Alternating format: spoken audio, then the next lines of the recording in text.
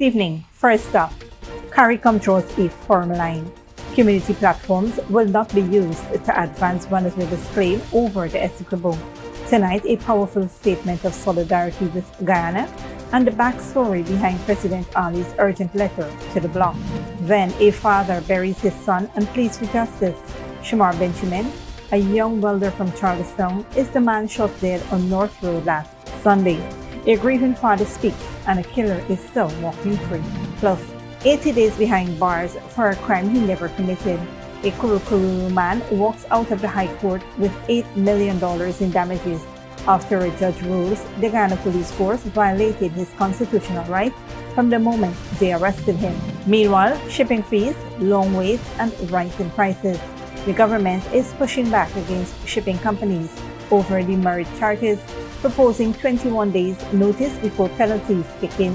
What it can mean for the cost of goods on your shelves. And King Charles III stands before the United States Congress and calls for NATO unity. Tonight, a royal visit carrying a message the world very much needs to hear. Those stories and more coming up. Stay with us.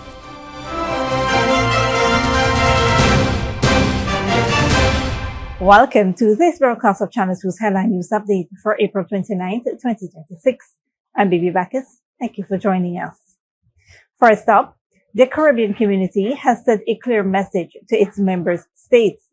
CARICOM platforms will not be weaponized to advance Venezuela's territorial claim over Guyana's Essequibo region. In a statement issued Tuesday, CARICOM acknowledged recent official engagements within the community where material asserting Venezuela's claim was publicly displayed.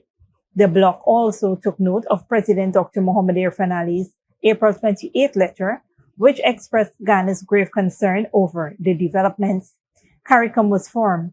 Community platforms and engagements must not be used directly or indirectly to advance or legitimize claims currently before the International Court of Justice.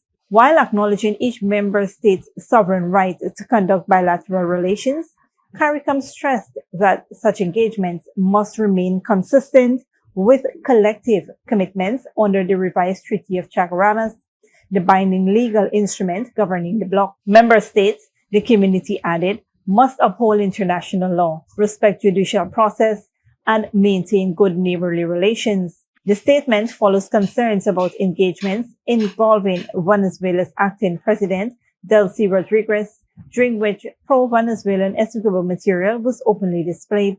President Ali warned such symbolism risks being interpreted as indirect legitimization of Venezuela's claims.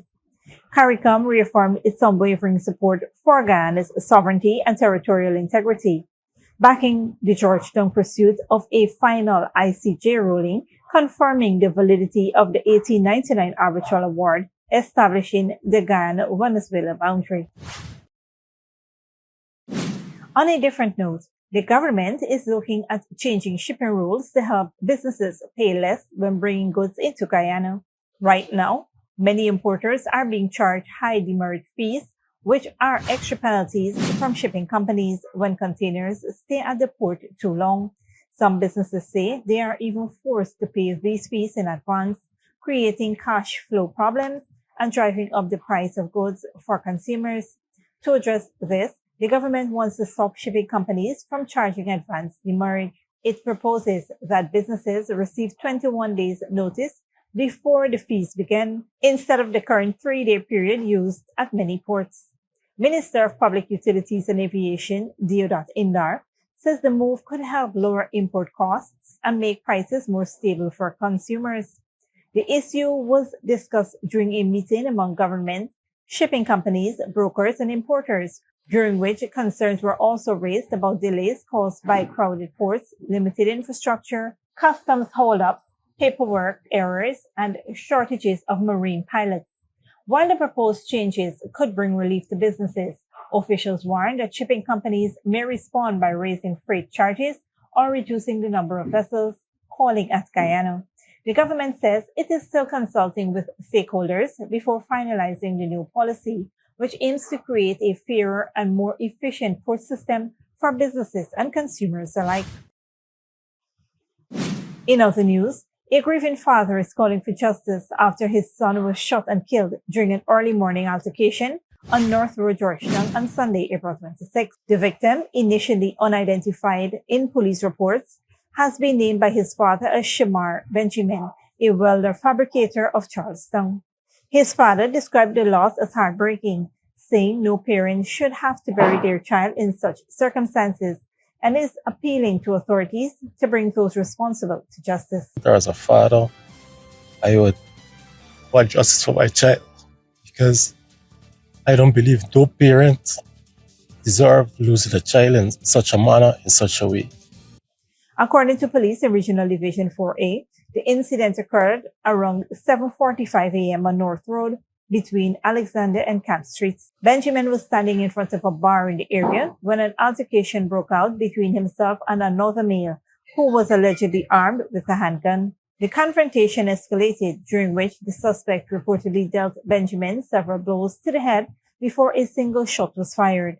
The suspect then walked away, leaving Benjamin motionless on the roadway. When you get a bullet to your head, there's no turning back. And I need justice for my child. Emergency medical technicians responded to the scene where a doctor on duty pronounced Benjamin dead. Investigators recovered one suspected .32 spent shell casing and a brown leather holster near the body. CCTV footage from cameras identified in the area is being reviewed as part of the ongoing investigations. However, no arrest has been made. Stick around when we return. High Court awards Kuru Kururu man $8 million for wrongful arrest. And government says digital platform boosts access to services, accountability, and democracy.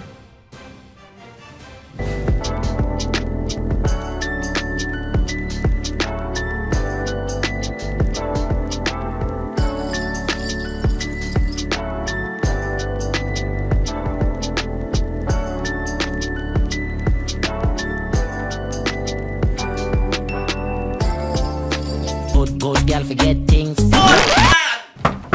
What's the problem, Granny? I want money for borrow for those surgery. I was dancing and I fall and fracture my hip. If you need some quick money, you should check Lender's Jewelry and Pawn Shop. Lender's Jewelry and Pawn Shop, lot 238 South Road Border, Georgetown. Get jewelry made to order in just 72 hours. We also accept vehicles. Lender's, best rates, longest payback period. Boys, I get through. Plus, I could dance again.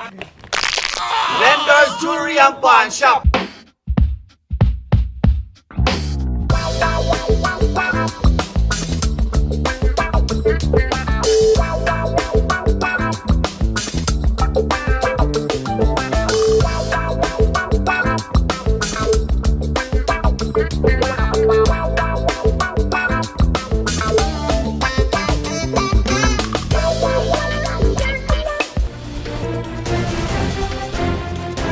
Welcome back.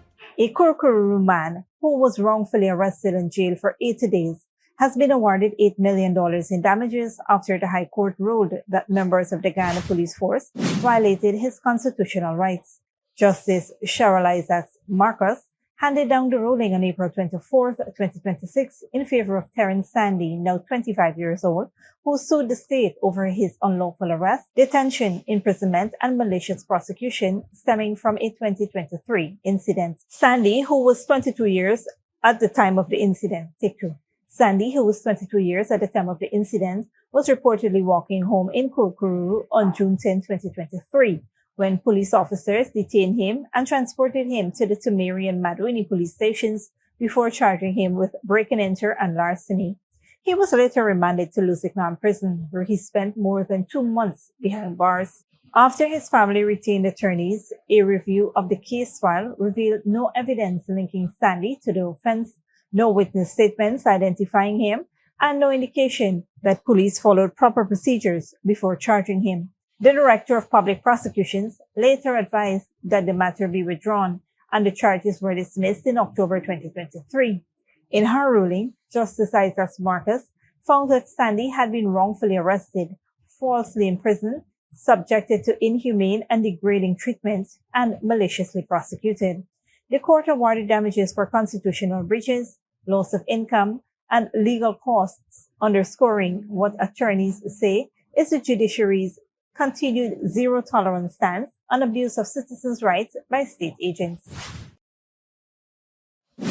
In other news, the government says Guyana's expanding digital platforms are significantly improving access to public services, increasing accountability, and strengthening democratic participation nationwide. Speaking at the National Stakeholders Forum on Tuesday at the World Trade Center in Georgetown, Minister of Parliamentary Affairs and Governance, Gil Tushira, said government investments in connectivity and locally developed digital systems are transforming how citizens engage with the state. Tushira noted that with more than 900,000 cell phone users and expanded internet access in hinterland, riverine, and rural communities, Guyana is now better positioned to benefit from digital governance. She said improved connectivity has enabled the rollout of platforms such as Citizen Connect, telehealth services, and housing single-window systems, electronic ID initiatives, and online job and skills platforms. According to the minister, these systems are enhancing citizen participation by allowing persons to raise complaints, request services, and engage directly with ministers, thereby supporting greater inclusion and democratic governance. Tushira also highlighted the anti-corruption benefits of digital services, noting that the Housing Ministry's single-window platform has reduced the need for applicants to navigate multiple agencies, cutting delays and limiting opportunities for bribery. She added that digital platforms provide the government with real-time data on complaints and community concerns, enabling more informed decision-making and improved resource allocation. The minister said that while traditional community outreach by government officials will continue, digital systems now provide citizens with an additional and more efficient avenue to access government services regardless of location. Don't go away after the break. Mexico's cartel violence. 4,000 soldiers deployed west after drug lord arrest, and Keir Starmer under fire over Mandelson's appointment.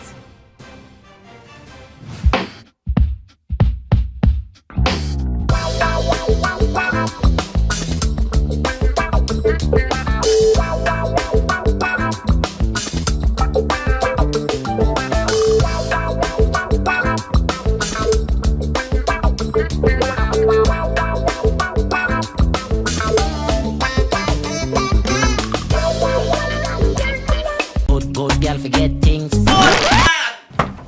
What's the problem, Granny? I want money for borrow for those surgery. I was dancing and I fall and fracture my hip. If you need some quick money, you should check Lender's Jewelry and Pawn Shop. Lender's Jewelry and Pawn Shop, lot 238 South Road Border, Georgetown. Get jewelry made to order in just 72 hours. We also accept vehicles. Lenders, best rates, longest payback period. Boys, I get through. Plus, I could dance again. Lender's Jewelry and Pawn Shop.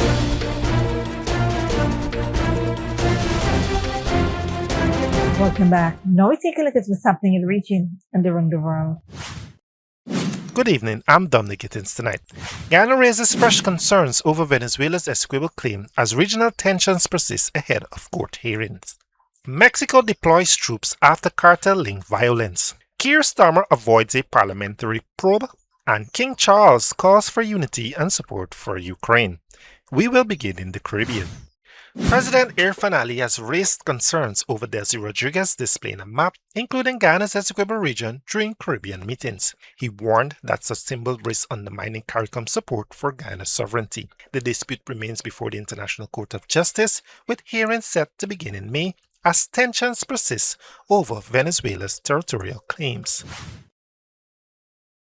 Mexico has deployed 4,000 soldiers to the western states of Nayarit and Jalisco after violence erupted on Monday following the capture of a man believed to be the possible successor to El Mencho, Mexico's most wanted drug lord, who was killed in February in a military operation. Al Jazeera's Julia Galliano reports. Told you. This is the moment Audias Flores Silva, known as the gardener, was pulled from a drainage pipe in western Mexico by special forces. Authorities said his arrest was the result of a year-long investigation. He was seen as a possible successor to lead the cartel Jalisco New Generation after its leader, El Mencho, was killed in a raid earlier this year. Se trata de un operador criminal. This is a highly relevant criminal operator who, for over 2 decades, consolidated a regional structure capable of coordinating the production and shipment of drugs, of supervising methamphetamines labs, and controlling the routes of distribution of drugs abroad. The U.S. had a $5 million bounty on his head and is seeking his extradition. No shots were fired during the operation, but in the hours after his detention, gunmen set vehicles and businesses ablaze. The scenes echoed the chaos unleashed earlier this year after the killing of his boss, El Mencho. In the 2 decades since Mexico declared war on drug cartels, at least 10 major leaders have been captured or killed. Their fall often described by government officials as major blows to the organizations they led. Yet in that time, Mexico has seen violence rise exponentially, disappearances multiply, and drug production expand. History dictates that the taking out of a major kingpin like this detonates a succession. And that succession in the organized crime world is usually violent. The killing in February of the country's most wanted drug lord, El Mencho, was no exception. The aftermath of El Mencho's killing left hundreds of burned businesses and vehicles across 20 states. But these actions, which are a show of force meant to create panic and confusion, are usually short-lived. What many Mexicans fear is what comes next, the conflict that arises as these criminal groups begin to fragment and fight for territory, and the government's ability to control it. President Claudia Sheinbaum has assured Mexicans that her government is in control. But pressure from the United States to keep targeting cartel leaders, the so-called kingpin strategy, has intensified, and Sheinbaum may again turn to an approach that she has previously criticized as ineffective. Julia Galliano, Al Jazeera, Puerto Vallarta, Mexico. British Prime Minister Keir Starmer will not be investigated by Parliament over the Peter Mandelson scandal. That's after a motion tabled by the Conservative Party leader was voted down on Monday. Al Jazeera's Camille Nadilek reports. Motion defeated, and the UK's ruling Labour Party wasn't taking any chances. It deployed the 3-line whip, meaning MPs must vote along party lines or face punishment. That was to make sure British Prime Minister Keir Starmer wouldn't be investigated for potentially misleading Parliament over the appointment of Peter Mandelson as US ambassador. A decision that didn't sit well even with some Labour MPs. The fact that MPs like me are being whipped into voting against this motion is, in my view, wrong, Mr. Speaker. It has played into the terrible narrative that there is something to hide. Mandelson was fired as US ambassador in September 2025 over his links to the late convicted sex offender Jeffrey Epstein. Earlier on Tuesday, one former official told an investigating committee that Mandelson's appointment had been announced before vetting had even been completed. I don't think anyone could have been any doubt in the department working on this that there was pressure to get everything done as quickly as possible. Proof, according to the leader of the opposition, Kemi Badenoch, that due process wasn't followed. This vote today is about Parliament. It's not about the Labour Party. It is about the Prime Minister being held to account. British Prime Minister Keir Starmer has denied misleading Parliament. Starmer has survived this latest political attack, but while the outcome of the vote is no surprise, the fact it went ahead shows that the fallout from Peter Mandelson's appointment is far from over. Camille Nedlek, Al Jazeera, Westminster. Britain's King Charles III has used a speech in front of the United States Congress to pledge NATO unity and call for support for Ukraine amid Russia's ongoing invasion. Al Jazeera's Patty Culhane reports. This is the most pomp and circumstance the White House can provide a visiting head of state. Troops, bands, even a military flyover.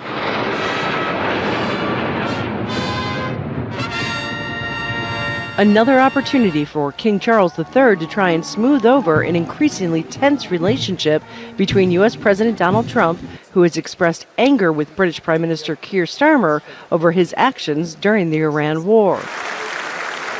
When it came time for the King's address to a joint meeting of Congress, his words became a little more pointed, highlighting areas which could be read as a disagreement with the president. Our Declaration of Rights of 1689 was not only the foundation of our constitutional monarchy, but also provided the source of so many of the principles reiterated, often verbatim, in the American Bill of Rights of 1791. And those roots go even further back in history. The US Supreme Court Historical Society has calculated that Magna Carta is cited in at least 160 Supreme Court cases since 1789, not least as the foundation of the principle that executive power is subject to checks and balances. Members from both parties stood in a show of support for checks and balances, which critics have said Republicans in charge of Congress are often ignoring. There were several other topics that received a standing ovation: the importance of the U.S.-UK relationship, fighting climate change, supporting Ukraine, and maintaining interfaith relationships. And also when the King reminded Congress of NATO support for the U.S. after the 9/11 attacks. We answered the call together, as our people have done so for more than a century, shoulder to shoulder, through 2 world wars, the Cold War, Afghanistan, and moments that have defined our shared security. A potential response to the U.S. president claiming falsely that NATO troops stayed back from the front lines in Afghanistan. This visit is being seen as a chance for the UK to reset its relationship with the U.S. president. At the same time, the king repeatedly reminding members of Congress that theirs is an alliance measured over centuries, not years. Patty Culhane, Al Jazeera, Washington. Thanks, Dominique. This brings us to the end of our regional and global news coverage. Up next is the 3-day weather forecast.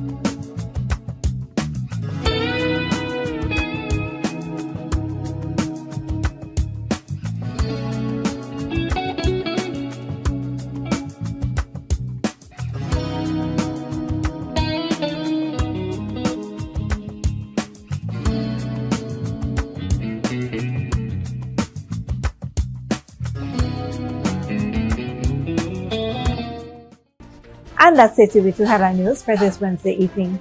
As we take our leave, we invite you to follow us on Facebook and YouTube. You can tune in tomorrow at 6:30 a.m. for rebroadcast and at 7 p.m. for more news. Until then, please take care of yourselves and each other.